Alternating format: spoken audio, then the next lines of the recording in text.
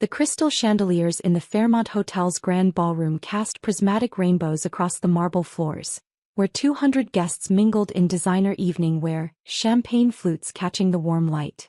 The engagement party for my brother David and his fiancée Victoria had cost more than most people's annual salaries.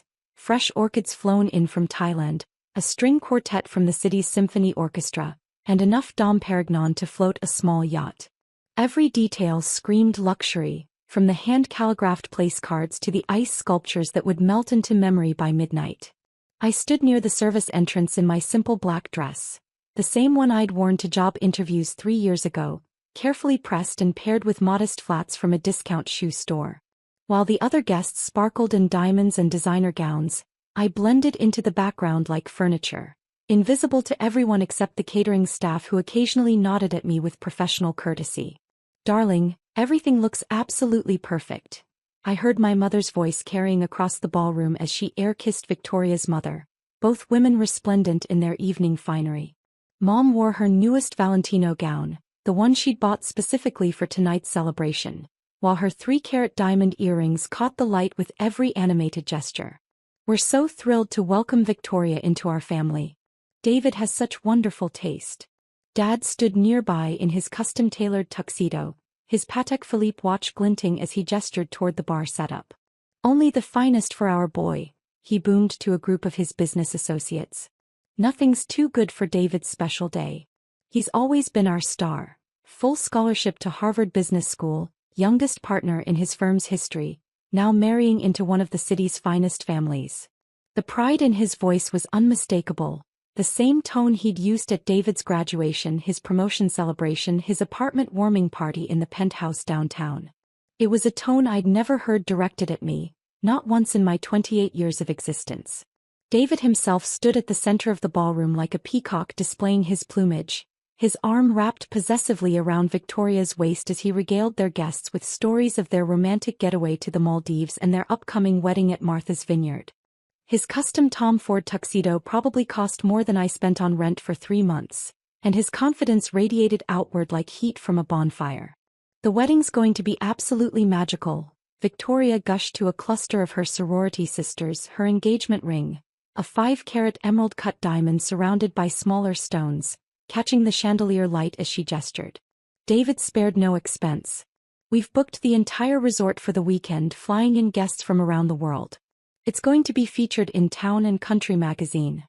I remained by the wall, occasionally helping the catering staff when they looked overwhelmed, refilling champagne glasses and clearing empty plates.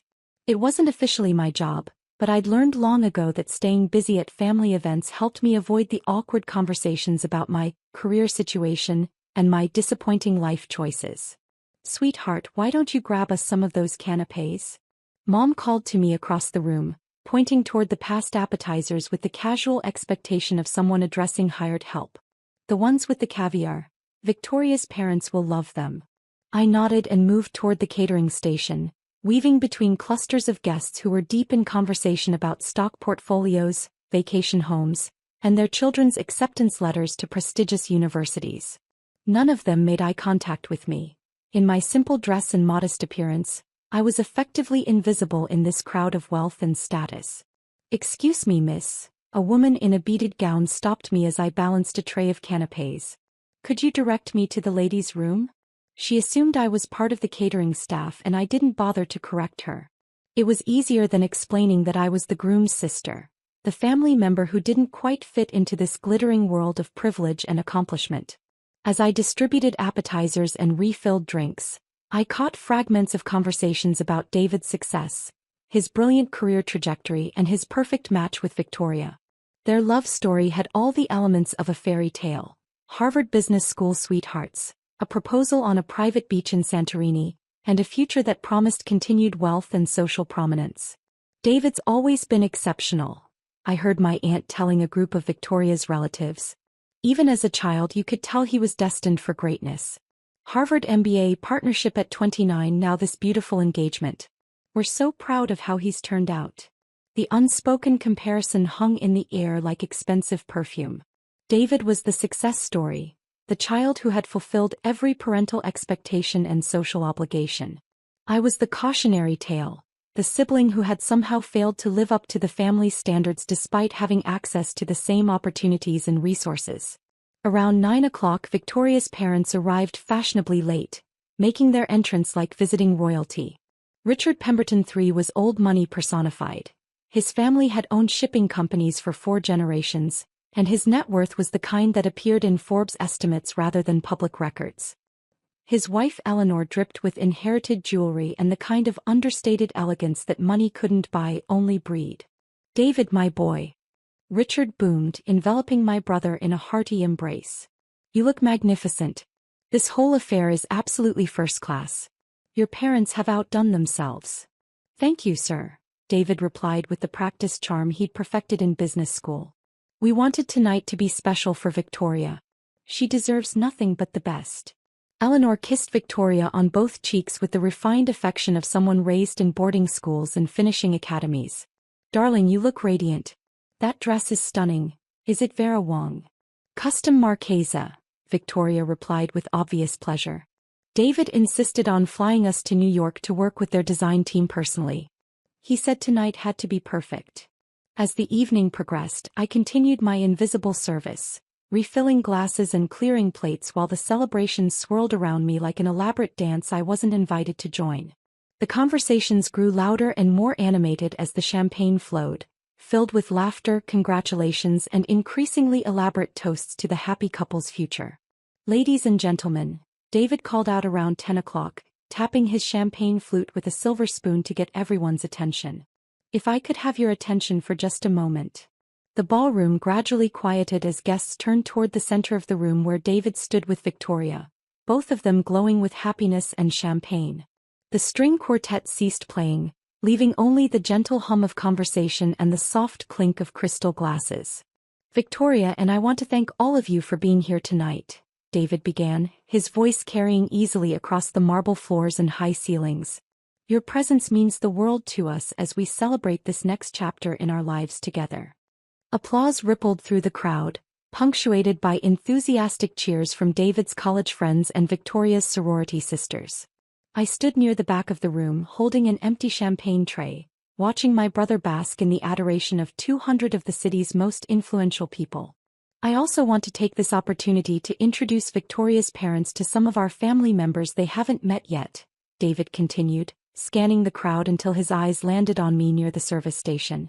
A smile spread across his face, not the warm, genuine smile he reserved for people he respected, but the condescending smirk he'd perfected during our childhood whenever he was about to demonstrate his superiority.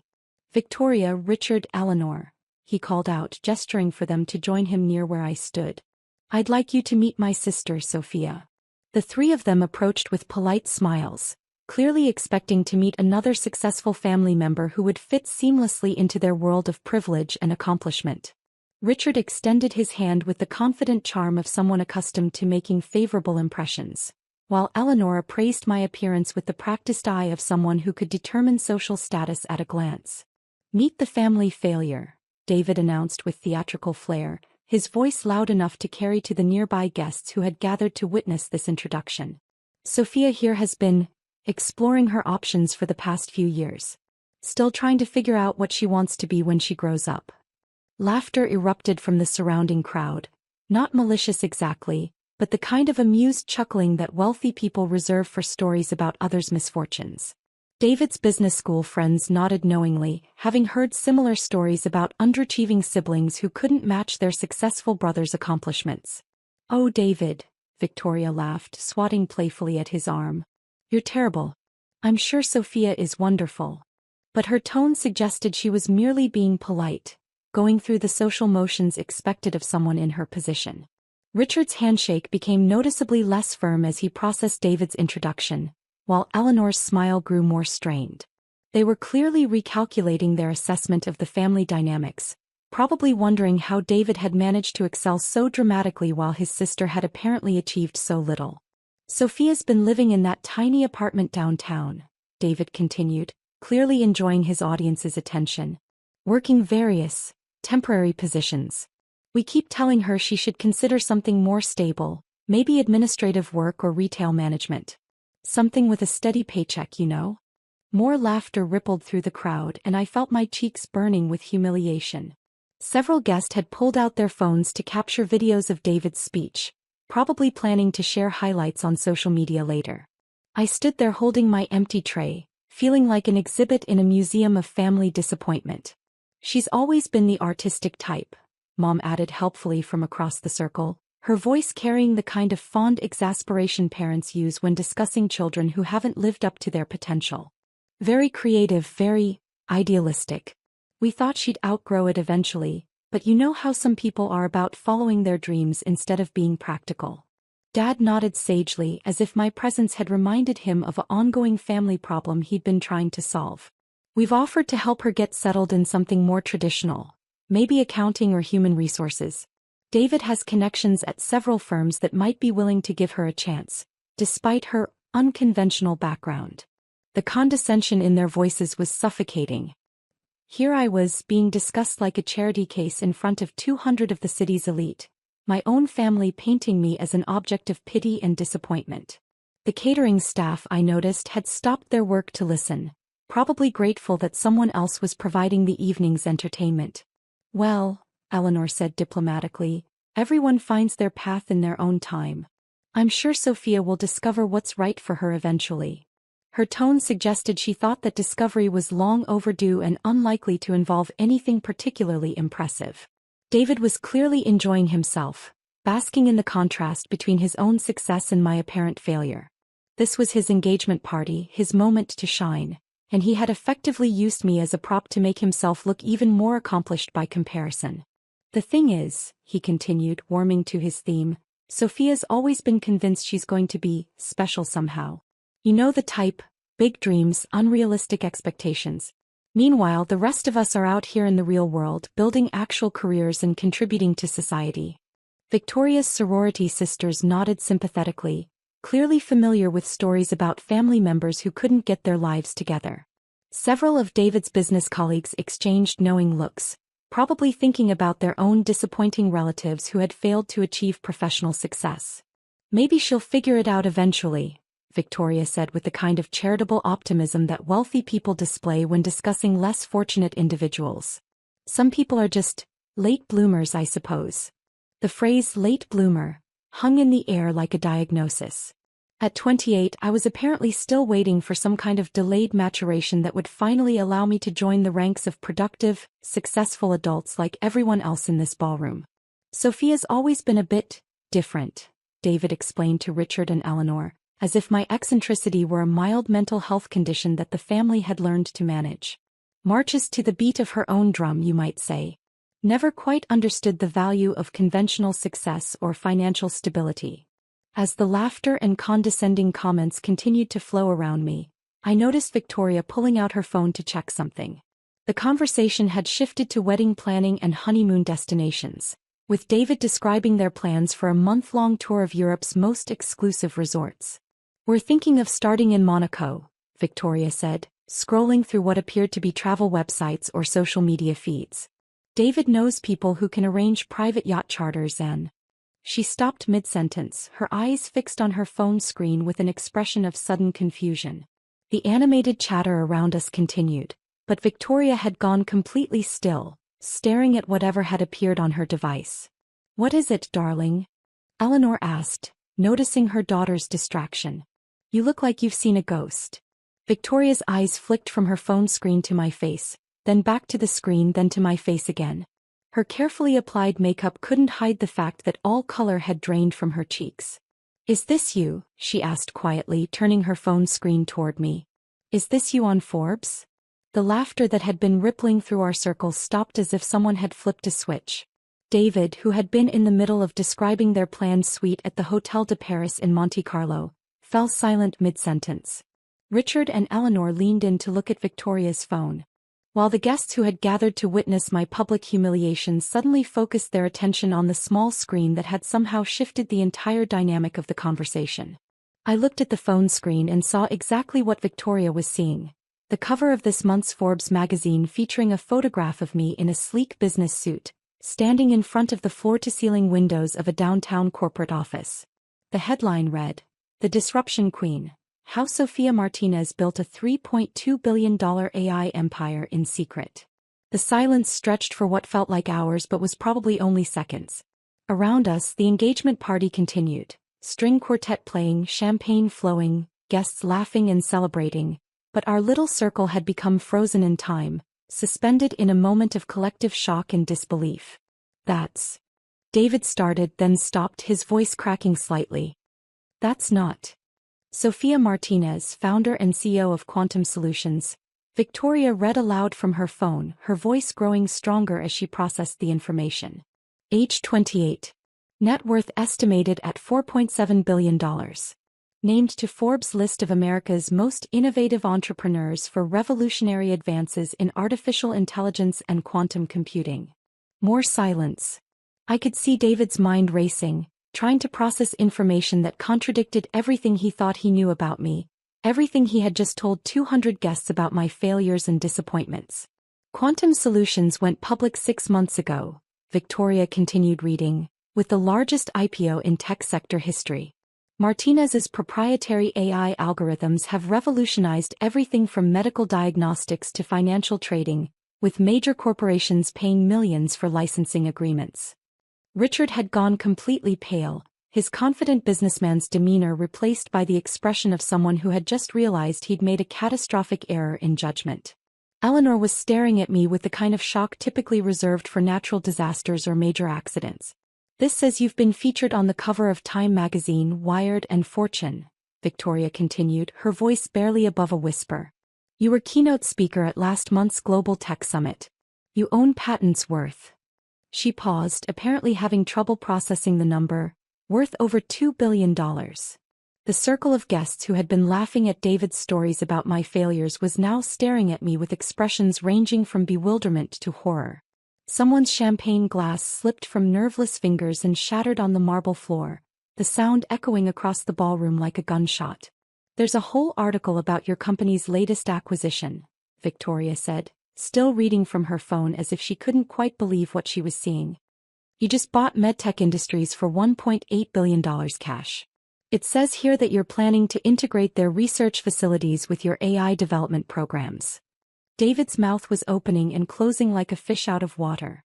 His perfect composure, his confident superiority, his entire identity as the family's golden child was crumbling in real time as the truth of my actual life became undeniable.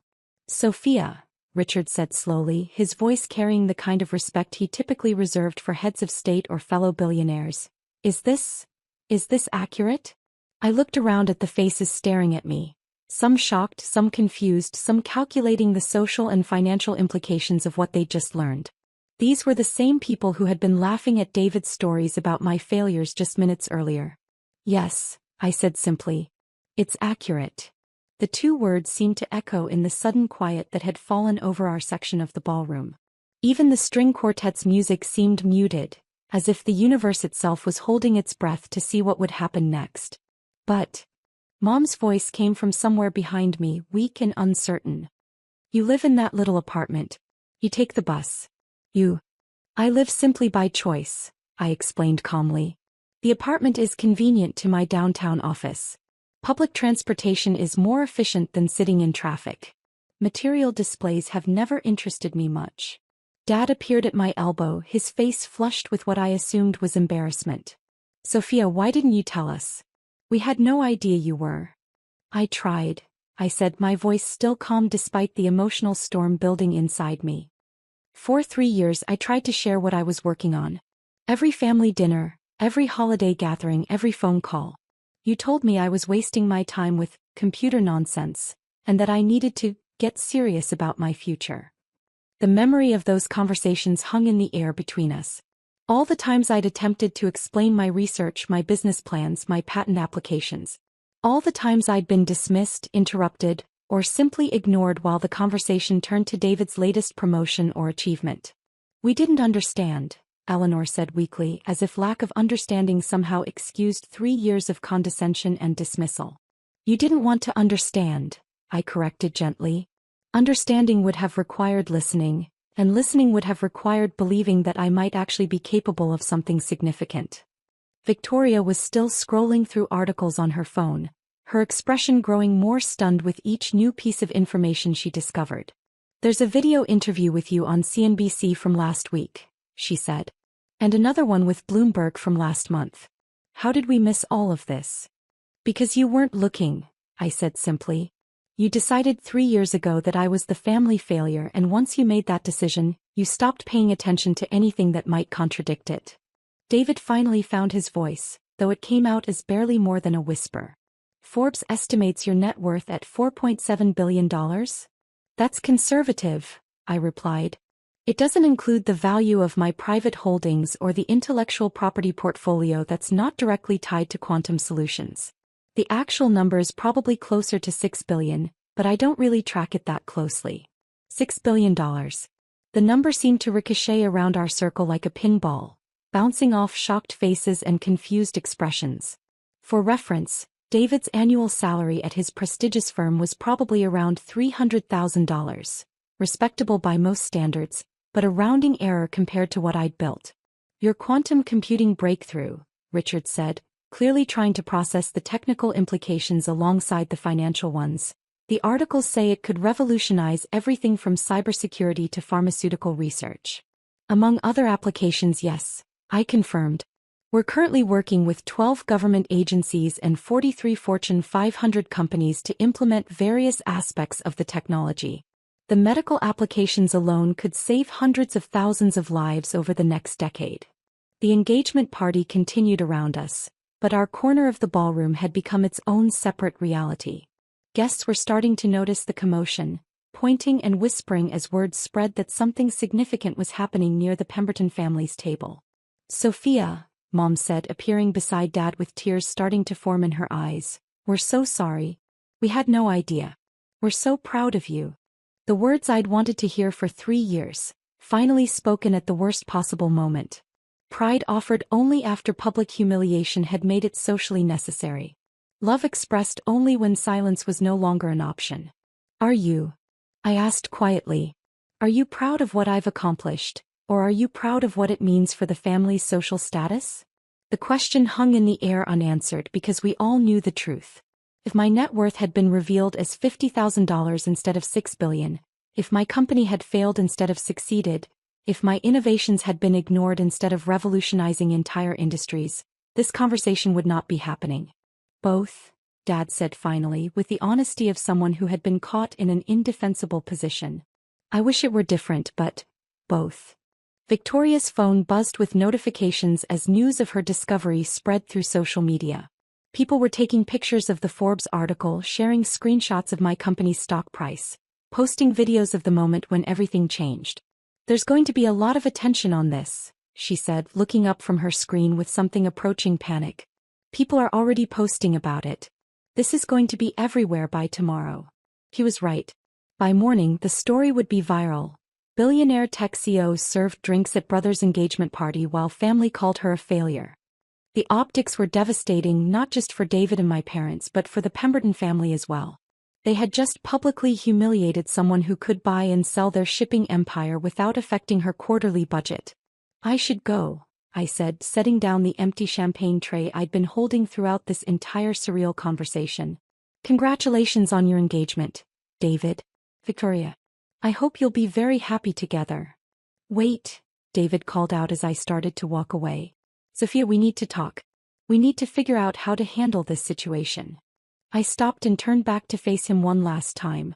My brother, who had spent the entire evening using me as a prop in his performance of superiority, now looked smaller somehow, diminished by the revelation that everything he thought he knew about our family dynamics had been completely wrong. "There's nothing to handle," I said.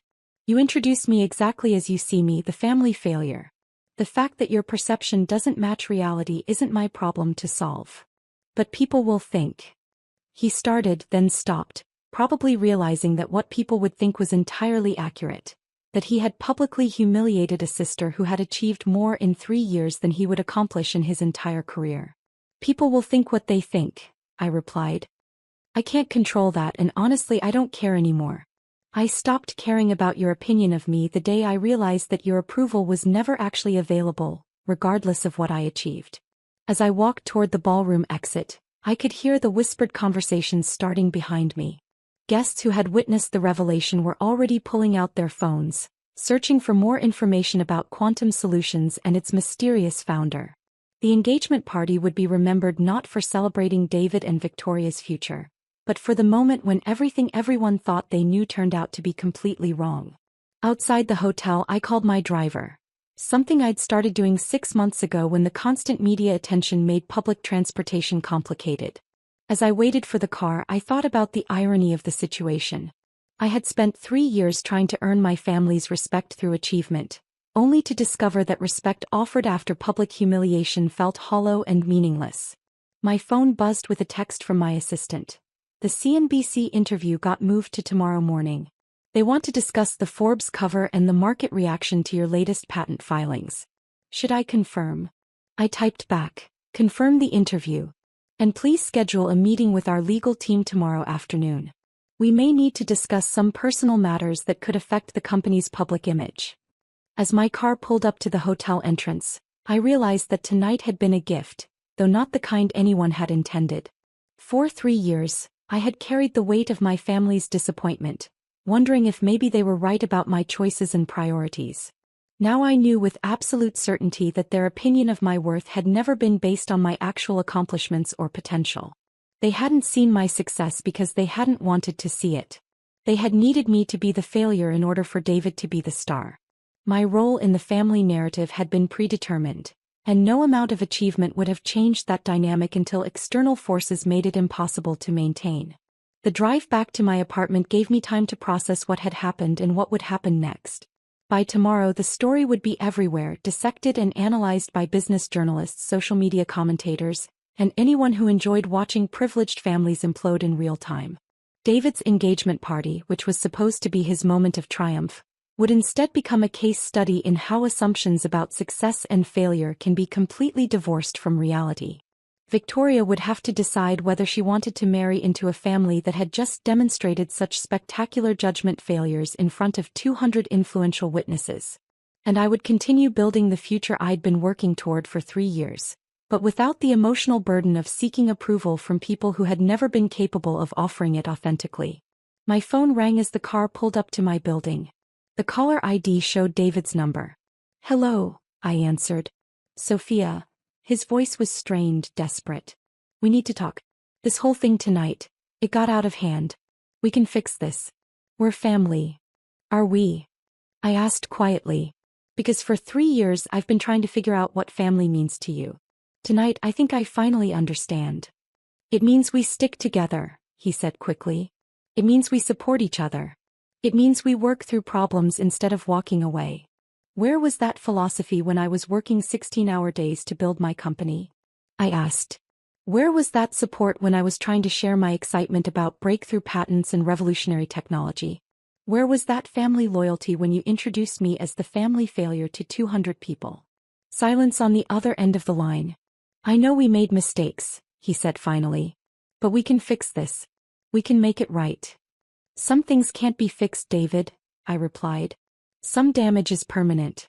Tonight wasn't a mistake. It was the inevitable result of 3 years of choices you all made about how to treat me." "So what happens now?" he asked, and I could hear genuine fear in his voice. "What happens to us? What happens to the family?" I looked up at my building, the tiny apartment that David had mocked, which was actually a penthouse I'd bought for cash because I preferred privacy to ostentation. "I don't know," I said honestly. "I guess that depends on whether you're capable of change or if tonight was just damage control." "Give us a chance," he pleaded. "Give us a chance to show you that we can do better." "I've been giving you chances for 3 years," I replied. "Tonight was your chance to see me clearly without any agenda or ulterior motive. Instead, you chose to humiliate me in front of strangers for entertainment. That tells me everything I need to know about who you really are." I ended the call and rode the elevator to my penthouse, where floor-to-ceiling windows offered a panoramic view of the city's skyline. Down below, the lights of offices and apartments stretched to the horizon, representing millions of people pursuing their own versions of success and happiness. For 3 years, I had built an empire while living in the shadows of my family's expectations. Tomorrow that would change. The Forbes cover had made my success impossible to ignore or dismiss, But it had also made something else clear. The approval I'd been seeking was never worth having in the first place. My phone buzzed with another text, this time from my head of public relations. Twitter is exploding. Hashtag engagement party reveal is trending. The stock is up 12% in after-hours trading. Should we issue a statement? I set the phone aside without responding and looked out at the city lights. Tomorrow would bring new challenges, new opportunities, and new questions about how to balance public success with private relationships. But tonight, for the first time in 3 years, I felt completely free from the weight of other people's opinions about my worth. The family failure had become a billionaire tech mogul, and the only thing that had really changed was everyone else's willingness to pay attention to what had been true all along.